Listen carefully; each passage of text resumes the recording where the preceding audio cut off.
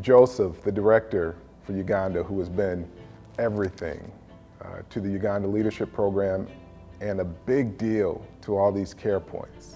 We asked the question which I think we've been wondering all week.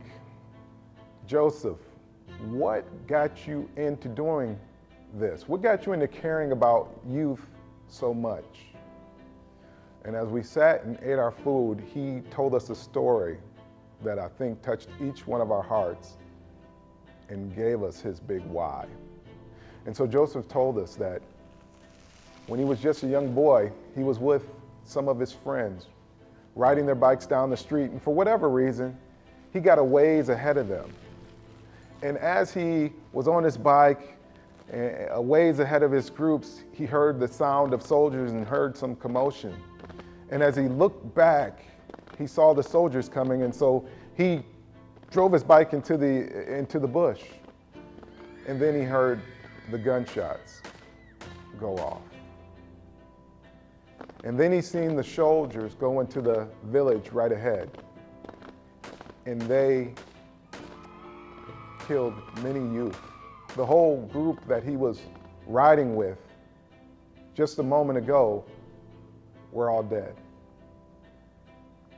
Only the people in the village that ran away fast enough or were too old were left alive. And that moment changed him forever. He saw that God had saved him for a purpose. And something was sparked in him that knew he had to help. But it was also the fact that somebody took notice of him. Someone took notice of him as a young little street boy now because he didn't have anyone where to go or anyone to care for, so he roamed the streets like so many do.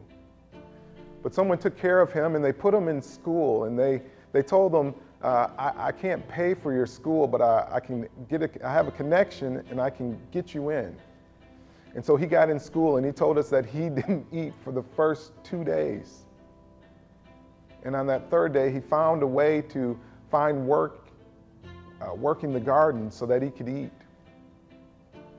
And through him being helped and through him being saved, he found his mission, he found his goal, he found his purpose. And so as he grew, he would have many people staying with him. A 3-bedroom house, I believe he told us he had 14 to 16 people staying in his home. And so as we hear this story and as we're gripped and as we see his passion, we ask, would you help with the Care Point Nabakalu? Who do you know who would love to help create leaders, godly leaders? I'd love to see you in Uganda with me.